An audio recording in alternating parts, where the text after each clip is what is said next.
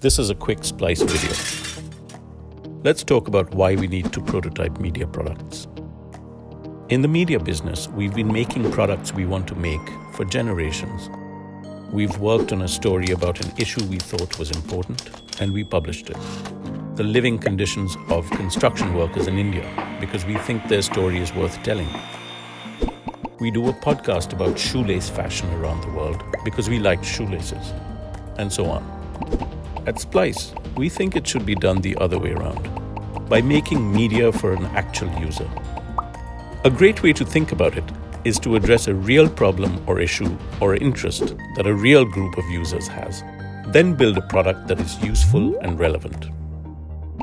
Flexible work opportunities for single parents, a guide to shoelace fashion for sneaker collectors, and a story about construction workers in India is even more useful and relevant when it can address ways to amplify the issue or highlight development initiatives to organizations that can affect policy around the issue. Here's a quick note.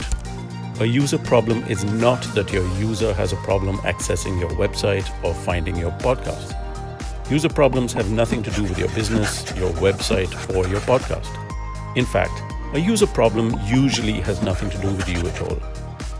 So what is a media product that is actually useful and relevant? It isn't always a story or a video. It could also be a tool to understand a budget or save taxes, contextual information that helps you stick to a schedule, a guide to healthcare or personal safety, an explainer of electoral issues, a map that provides access, a bit of software or a web app that entertains as it educates. Anything that uses content to inform, educate, or enable people to make better decisions is media, and it's all testable and iterative.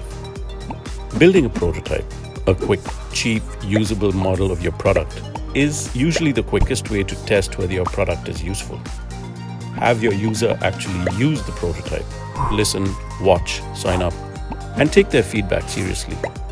Incorporate it into the next version of your product. Iterate.